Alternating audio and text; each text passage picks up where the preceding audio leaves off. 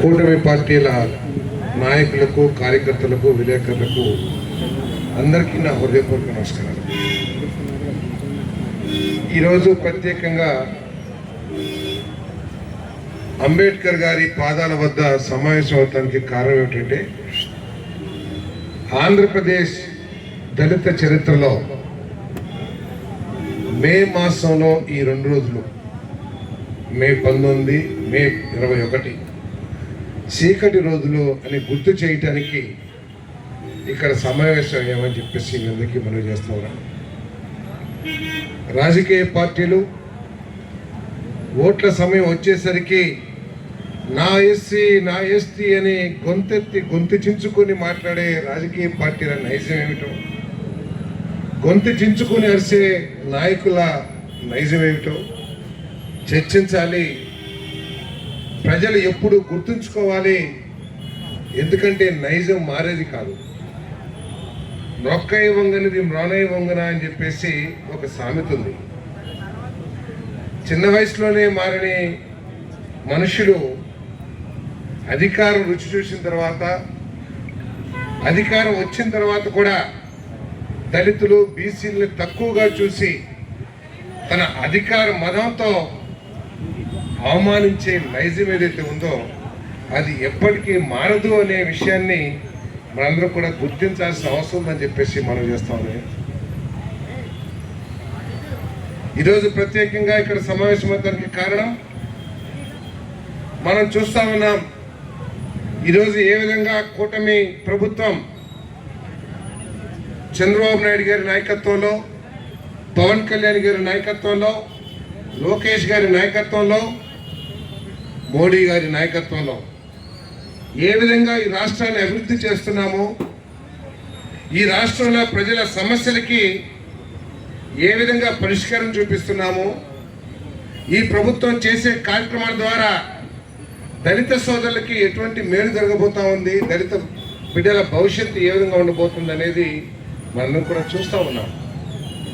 కానీ ఈ రాష్ట్రంలోని బాధ్యత లేని వైఎస్ఆర్ కాంగ్రెస్ పార్టీ, ఎందుకంటే ప్రతిపక్షం కూడా అనలేం, ప్రజలు ఎంతగా తిరస్కరించారంటే ప్రతిపక్ష హోదా కూడా ఇవ్వకూడదు అని చెప్పేసి తిరస్కరించబడ్డ వైఎస్ఆర్ కాంగ్రెస్ పార్టీ ఈరోజు నాకు పత్రిక ఉంది, నాకు టీవీ ఉంది, నాకు నోరుంది, నేను నా ఇష్టం అని వచ్చేటట్లు వైసీపీ నాయకులు మరి రెచ్చిపోతున్న విషయాన్ని, ఇది ఒక అపోహను సృష్టించి మేము అధికారంలోకి రాబోతున్నాము, మీరు అధికారంలోకి కలలో వస్తారో నిద్రలో వస్తారో తెలియదు, కానీ దళిత సోదరులు మాత్రం మీరు ఏ విధంగా వారిని హింసించారో, అవమానించారో ఇప్పుడు కూడా మర్చిపోలేదని చెప్పేసి మనం చేస్తాను. గత 5 సంవత్సరాలు 2019, 2024 సమయంలో 220 మంది దళితుల్ని పొట్టని పెట్టుకున్న ప్రభుత్వం వైసీపీ ప్రభుత్వం అని చెప్పేసి మీకు మనం చేస్తా ఉన్నాను. నేను 2014, 2019లో ఆనాటి తెలుగుదేశం ప్రభుత్వంలో దురదృష్టవశాత్తు 8,000 మంది దళితుల మీద హత్యలు కానీ ఈ దాడులు కానీ జరిగితే, తర్వాత వచ్చిన ప్రభుత్వంలో 10 రెట్లు దాదాపు 50-60 వేల మంది మీద హత్యలు కానీ దాడులు కానీ చేసిన మరి నీచ సంస్కృతి వైఎస్ఆర్ కాంగ్రెస్ పార్టీ అనే విషయాన్ని అందరూ కూడా గుర్తించాల్సిన అవసరం ఉందని చెప్పేసి మనం చేస్తాం. ఈ పేద వర్గాలు, ఈ దళితులు కానివ్వండి, ఈ బలహీన వర్గాలు కానివ్వండి, కుడుమిస్తే పండగ, కుడుమిచ్చిన వాడిని నెత్తిన పెట్టుకుని అభిమానించే తత్వం ఈ పేద వర్గాల తత్వం. ఆ తత్వాన్ని ఆసరాగా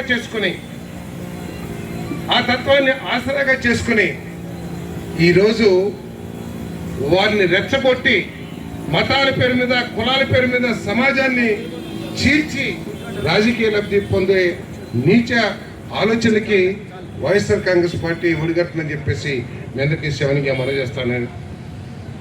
ఒకసారి మనందరం కూడా జ్ఞాపకం చేసుకోవాలి.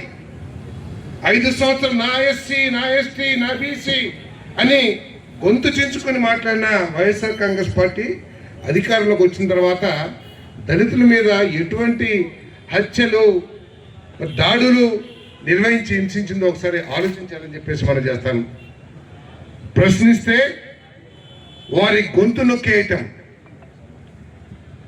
ఏదైనా తప్పుల్ని గొంతెత్తి అడిగితే వాళ్ళ మీద కేసులు పెట్టి అరాచకం సృష్టించటం, లేదు నువ్వు చేసింది తప్పు అంటే కేసులు పెట్టి జైల్లో పెట్టించడం, ఈ సంస్కృతిలో 5 సంవత్సరాలు కూడా జరిగిందని చెప్పేసి మనం చేస్తాం.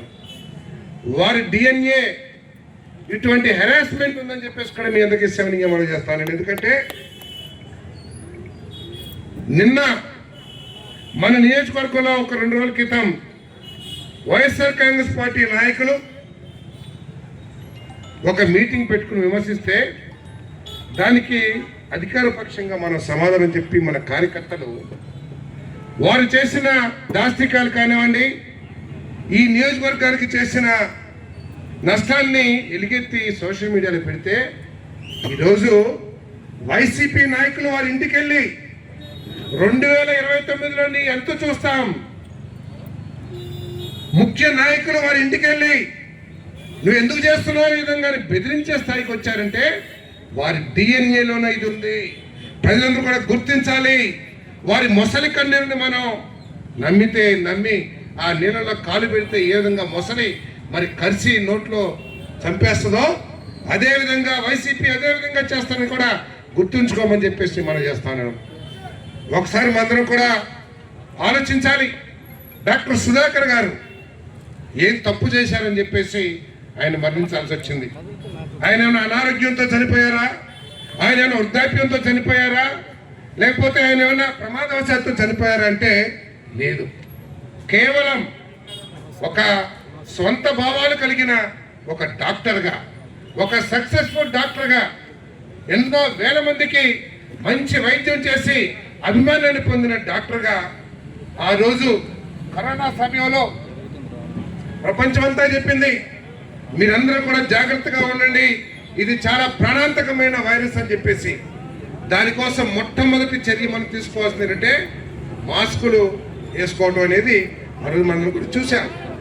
ఒక డాక్టర్గా మరి కరోనా పేషెంట్స్కి వైద్యం చేసే డాక్టర్గా లేదా ఇతర పేషెంట్కి వైద్యం చేసే డాక్టర్గా ఆ రోజు ప్రభుత్వాన్ని ప్రశ్నించాడు. ప్రపంచమంతా వరల్డ్ హెల్త్ ఆర్గనైజేషన్ కూడా చెప్తా ఉంటే మీరు నాణ్యమైన అదేదో NP3నో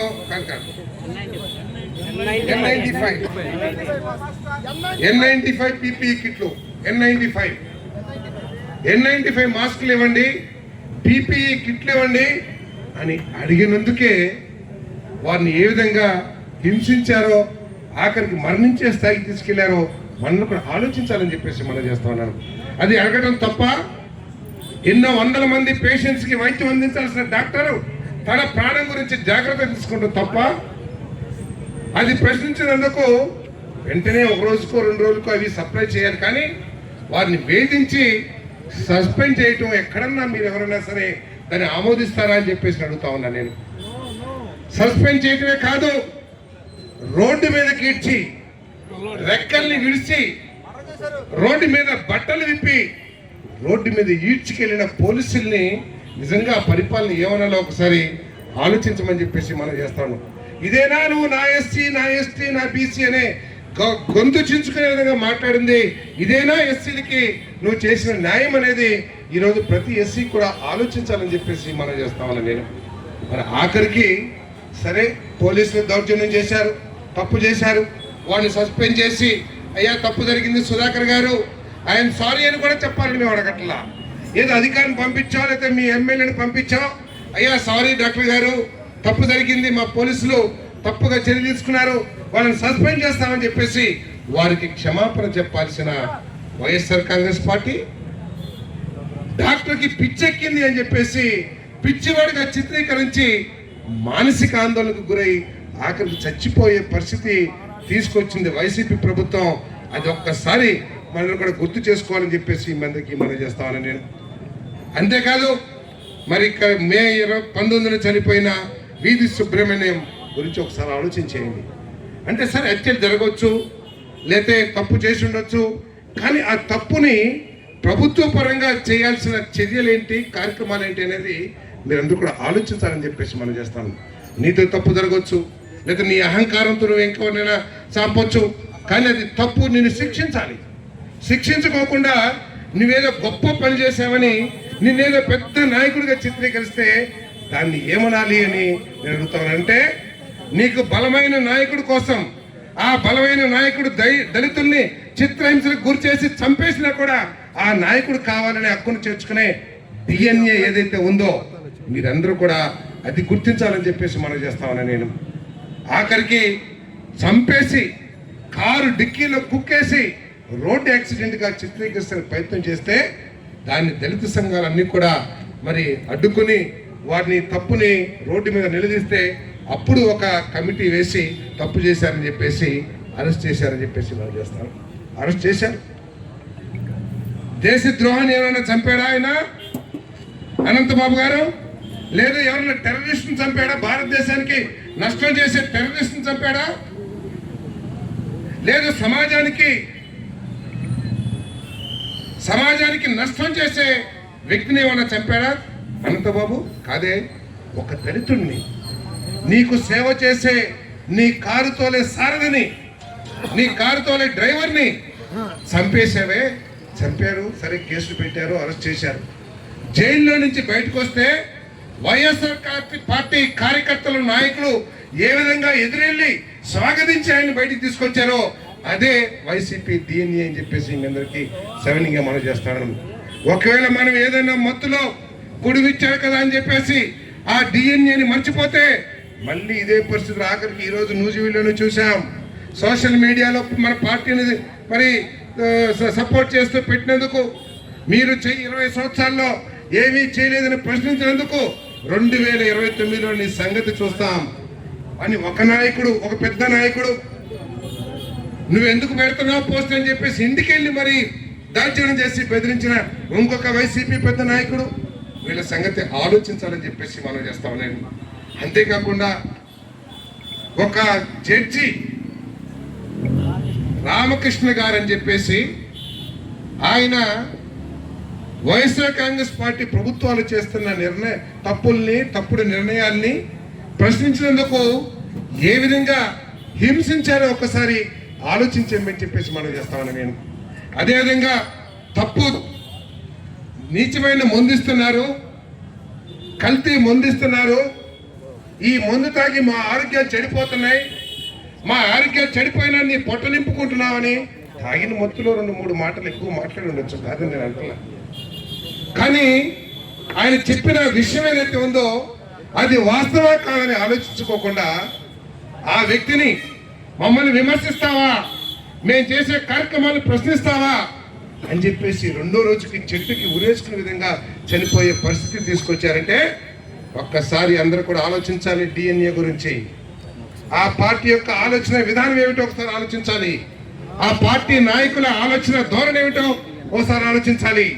ప్రశ్నిస్తే ఉరి, లేకపోతే పిచ్చోడని చెప్పేసి ముద్రేసి చంపేసే DNA అని చెప్పేసి కూడా మీ అందరికీ శవనీయంగా మనం చేస్తాను. అదేవిధంగా గిరీష్ బాబు అని చెప్పేసి పోలీసులు తీసుకెళ్తే, అయ్యా నా కాళ్ళలో రాడ్లు ఉన్నాయి, నాకు యాక్సిడెంట్ అయితే రాడ్లు వేసి ఆపరేషన్ చేశారు, కొట్టకండయ్యా అని చెప్పేసి గొంతు చించుకుని గొంతు పగిలేలా దిక్కులు పెక్కటిల్లేలా అరిస్తే కూడా ఆ పోలీసులు లాఠీకి దెబ్బలు కనపడుకోకుండా రబ్బర్ చుట్టి ఆ SI చేసిన దాష్టికి ఏంటో దళిత సోదరులు ఇంకా మర్చిపోలేదని చెప్పేసి మీ అందరికీ శవనిగా మనం చేస్తామని నేను.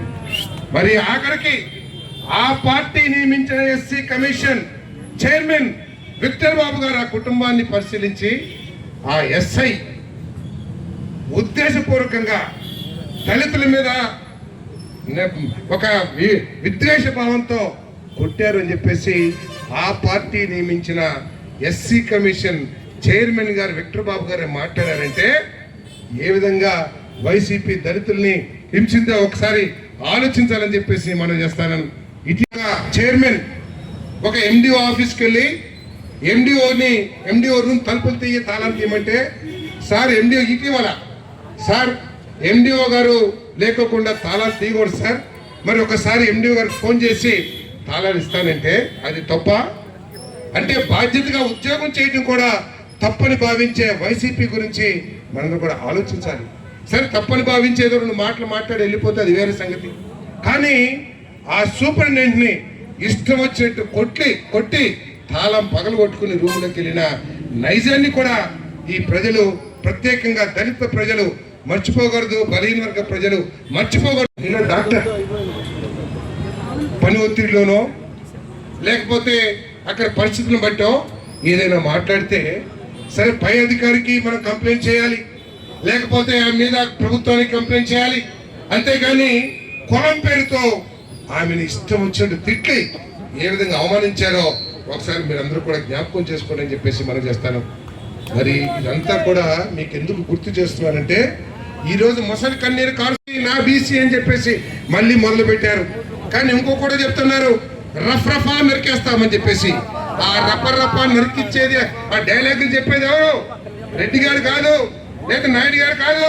దళిత సోదరులతో, బీసీ సోదరులతో ఆ విధంగా మాట్లాడించి వాళ్ళ బలహీనతని ఆసరా చేసుకుని ఈరోజు సమాజంలో ఒక అరాచక శక్తుల్ని పెంపొందింపు చేస్తానికి ఆ పార్టీ ప్రయత్నం చేస్తుందని చెప్పేసి మనం చేస్తాను. మరి దళితులందరూ కూడా ఆలోచన చేయాలి. మీ బలహీనతల్ని, మన బలహీనతల్ని మీకు ఆ కొడుమిచ్చారు కాబట్టి మీకున్న ప్రేమని ఆసరాగా చేసుకుని మనల్ని అధపాతాలకి తొక్కడానికి ఆ పార్టీ ప్రయత్నం చేస్తుందని చెప్పేసి మనం చేస్తాను. నేను ఈ చంద్రబాబు నాయుడు గారి ప్రభుత్వంలో మన పిల్లల కోసం, బంగారు భవిష్యత్తు కోసం పరిపాలన చేస్తా ఉన్నారు. క్వాంటమ్ టెక్నాలజీ తీసుకొచ్చారు, గూగుల్ డేటా సెంటర్లు తీసుకొచ్చారు, స్టీల్ పెద్ద పెద్ద ఫ్యాక్టరీలు తీసుకొచ్చారు, మరి పెద్ద పెద్ద పరిశ్రమలు వచ్చినాయి, పోర్టులు వచ్చినాయి, అన్ని రకాలు కూడా అభివృద్ధి చెందుతున్నాయి. మీరందరూ అనుకుంటారు అభివృద్ధికి మాకేంటండి సంబంధం అని చెప్పేసి. మనం లేకోకుండా ఆ పోర్టు నిర్మించబడదు, మనం లేకోకుండా ఆ గూగుల్ సెంటర్ నిర్మించబడదు. మన చదువుకున్న మన దళిత పిల్లలు, మన బీసీల పిల్లలు లేకపోతే ఈ రాష్ట్రంలో పారిశ్రామిక అభివృద్ధి కానీ ఎటువంటి అభివృద్ధి కూడా లేదని చెప్పేసి మీ అందరికీ సెవెన్గా మనం చేస్తున్నాం. ఈరోజు బాబు గారి ఆలోచన కూడా, లోకేష్ గారి ఆలోచన కూడా అదే.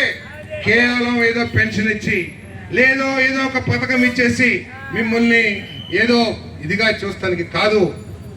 అవి ఇస్తూనే, సంక్షేమ పథకాలు ఇస్తూనే మీ పిల్లలకి బంగారు భవిష్యత్తుకి మేము పునాది వేయాలి.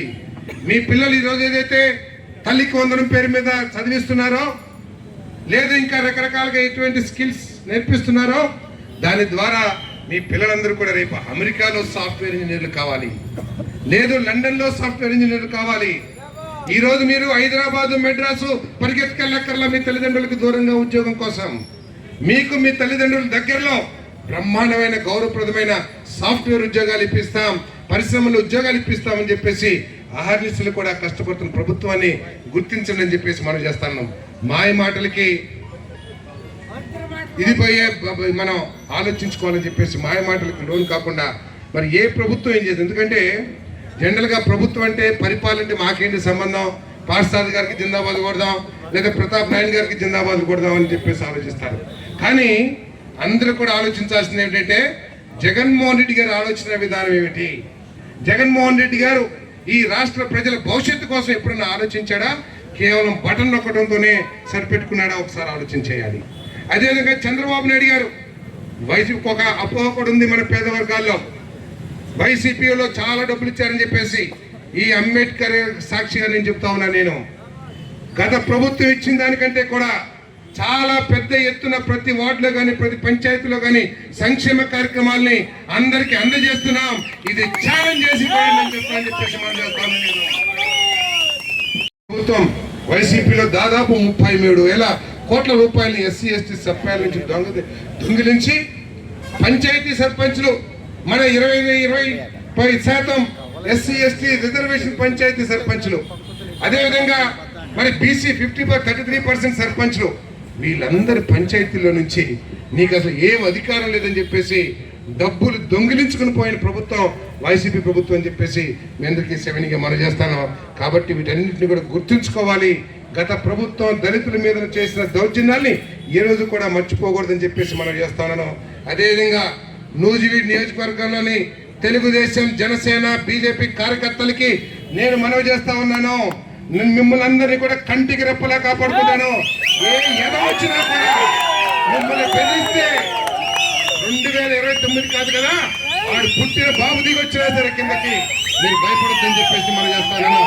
మీ ప్రాణానికి నా ప్రాణం ఒట్టు వేసి మీరు నిజం అనుకున్న దాన్ని, న్యాయం అనుకున్న దాన్ని, ధర్మం అనుకున్న దాన్ని గొంతెత్తి ప్రజలకు తెలియజేయండి అని చెప్పేసి మీ అందరికీ శివనీయ ఈ దొరతనానికి భయపడే ఎవడు లేడు.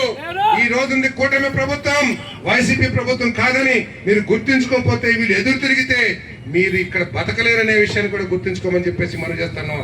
దయచేసి ధర్మం న్యాయం ప్రకారం పనిచేయండి. ఎవరైనా సరే ఏ పేదవాడిని ఇన్సల్ట్ చేసే విధంగా, అవమానించే విధంగా మీరు మాట్లాడితే జాగ్రత్త అని చెప్పేసి కూడా నేను మనవి చేస్తూ, దళితులకి, బలహీన వర్గాలకి, అగ్రవర్గాలకి పాలేరుగా ఏదైతే పనిచేస్తానో పాలేరుగానే పనిచేస్తానని చెప్పేసి మీ దగ్గర